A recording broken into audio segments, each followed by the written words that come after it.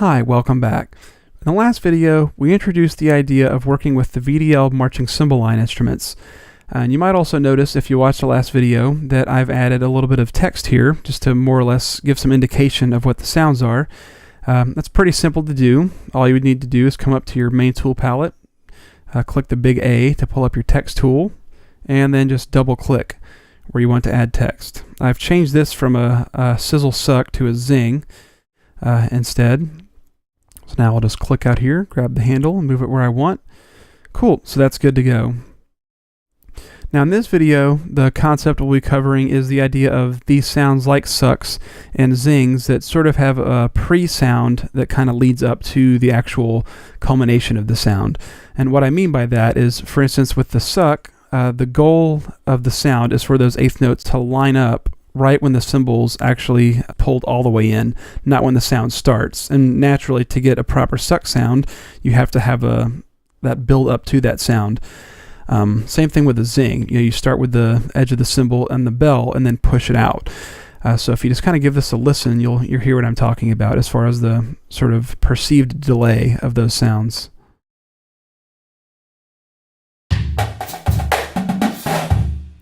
You can hear how all three of those sounds just sounded late, just because of the nature of the sound.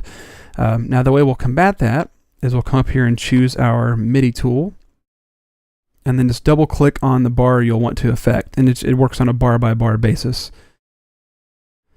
So there's a lot going on here, but the main thing you'll want to know is that this is the start and stop times button. These others do a lot of other great things. For instance, this is the key velocity button.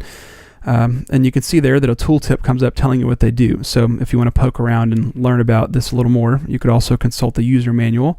However, we will be working with the start and stop times in this video.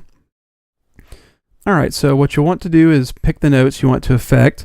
We're going to work with just the suck sounds first, so I'll hold down Shift to select both of these notes. Then you'll come up here to MIDI tool and choose Set To, because we're going to be setting those notes to a specific value. Now as far as the numeric value goes, each quarter note, regardless of tempo, will have 1024 EDUs. So essentially you'll just want to kind of guess. I'm going to say that maybe it's about like a third of a quarter note before, so I'll just say roughly -300 since it needs to start prior. 0 would be starting right on where the note is supposed to start. Same thing with the stop time. You can make a note last longer than if you would like. So I'll go ahead and click OK. Good to go there. And I think I'm going to set this one to a similar value. So I'll just go ahead and say -300 for the start time on the zing. And I'll go ahead and click close. Now something that's important before I play this back is if you come up here to MIDI/audio, under human playback, you might notice whenever I have hit play that a thing comes up saying essentially processing human playback.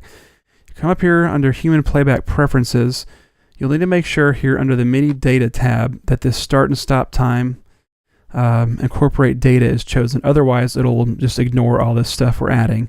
And I'm going to eventually be changing some of the velocity stuff, so we'll do that, as well as continuous data. So any data you add to the piece will be affected. So I'll go ahead and hit save and close. Now let's give this a listen. Let's move this on over to bar 2 and let's see what we got going on. Should sound a little better. There, so you can hear how the zing sound a little bit closer. I think the sucks maybe we're just a little bit early, so I'm actually going to come back in and change those a little bit.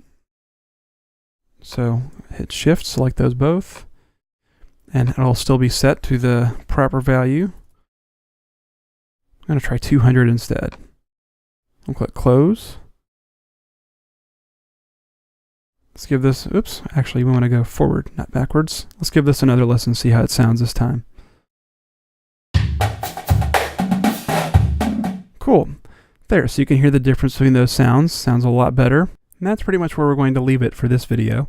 In the next video, we'll be talking about the idea of note on and off values, dealing particularly with the sizzle suck sound. So we'll see you next time.